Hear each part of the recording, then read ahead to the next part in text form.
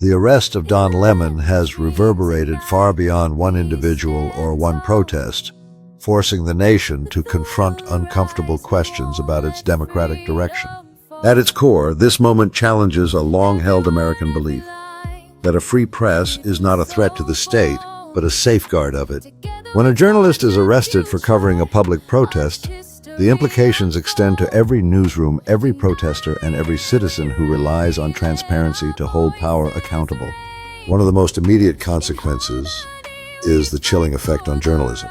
If reporters fear arrest, prosecution, or retaliation for simply documenting events as they unfold, fewer will be willing to cover protests, civil unrest, or government misconduct. This does not silence chaos, it silences truth.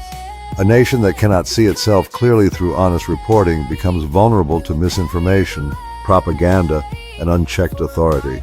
The case also raises serious concerns about selective enforcement of the law. When high-profile critics of those in power appear to face aggressive legal action, public trust in institutions erodes. Citizens begin to question whether laws are being applied equally or wielded as tools to punish dissent. Once that doubt takes hold, confidence in justice, fairness, and the rule of law weakens across society. Religious freedom and civil liberties now sit at the center of a tense legal crossroads. While protecting places of worship is important, using such protections to criminalize observation and reporting blurs the line between safeguarding communities and suppressing scrutiny.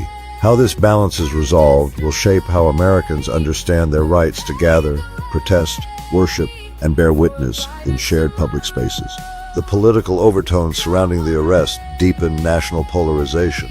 In an already divided country, actions perceived as punitive or retaliatory risk hardening ideological lines. Instead of fostering unity, such moments amplify suspicion and resentment, making compromise and mutual understanding even more difficult to achieve.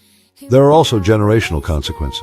Younger Americans watching this unfold may grow cynical about democratic ideals they were taught to cherish. If freedom of speech and press appear conditional rather than guaranteed, civic engagement may decline, replaced by apathy or anger.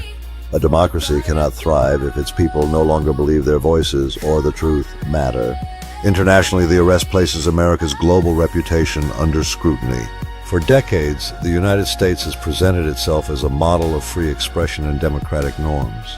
When journalists face arrest for covering protests, that moral authority weakens, giving authoritarian governments elsewhere an excuse to justify their own crackdowns on the press. Economically and socially, instability follows uncertainty. A nation perceived as drifting away from its constitutional principles can see reduced investment, heightened unrest, and deeper mistrust between citizens and the state. Stability is not built on fear, it is built on confidence that rights will be protected even when they are inconvenient. Perhaps most profoundly, this moment tests the resilience of the Constitution itself. Rights are not self-executing. They survive only when institutions and citizens defend them in practice, not just in principle. How courts, lawmakers, journalists, and the public respond will determine whether this episode becomes a warning sign or a turning point. The future of our beloved nation hinges on what comes next.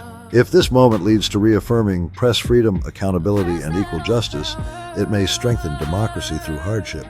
If not, it risks becoming a precedent that slowly reshapes America into a place where power fears truth and where freedom quietly narrows under the weight of silence.